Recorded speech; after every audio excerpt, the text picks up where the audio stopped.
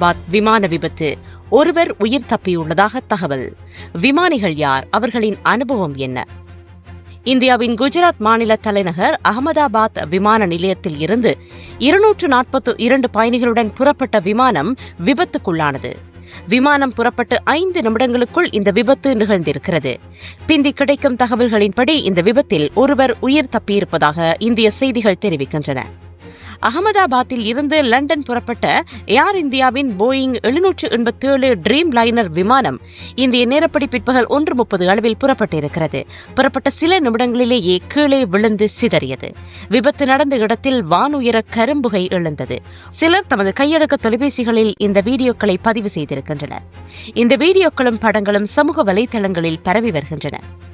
விமானிகள் யார்? அவர்களின் அனுபவம் என்ன? 9300 மணி நேரம் விமானத்தில் பறந்த அனுபவம் கொண்ட கேப்டன் சுமித் சபர்வால் மற்றும் முதல் அதிகாரி கிளைவ் குந்தர் விமானத்தை இயக்கியதாக சிவில் விமான போக்குவரத்து முகவர் மையம் தெரிவித்திருக்கின்றது.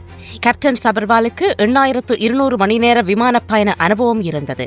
அவரது துணை விமானியான கிளைவ் குந்தர் 1100 மணி நேரம் அனுபவம் பெற்றிருந்தார் என்று சிவில் விமான போக்குவரத்து ஒழுங்குமுறை அமைப்பு தெரிவித்திருக்கின்றது. இந்த இரு அதிகாரிகளின் அனுபவத்தையும் சேர்த்து 9300 மணி நேரம் விமானத்தில் பறந்திருக்கின்றனர். கடைசி நேரத்தில் நடந்தது என்ன? 625 அடி உயரத்தில் பறந்த விமானம் நிமிடத்துக்கு 475 அடி வேகத்தில் சரிந்திருக்கிறது. அங்கிருந்து ஒரு நிமிடத்துக்குள்ளாக கீழே விழுந்து குடியிருப்பு கட்டடம் ஒன்றில் மோதி வெடித்து சிதறியதில் விமானிகளுக்கு எந்தவித பாதுகாப்பு முயற்சிகளையும் மேற்கொள்ள போதுமான வேகம் இருந்திருக்கவில்லை என்று கூறப்படுகிறது.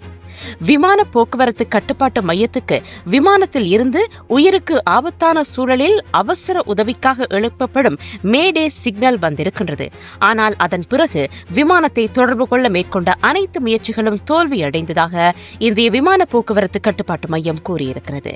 தற்போது இந்த விமான விபத்தில் உயிர் தப்பிய நபர் பிரித்தானிய பிரஜையான விஸ்வாஷ் குமார் ரமேஷ் என்றும் இவர் 11A என்ற ஆசனத்தில் இருந்தவர் என்றும் தகவல் வெளியாகி இருக்கிறது. இவர் தற்போது மருத்துவமனையில் சிகிச்சை பெற்று வருகின்றார்.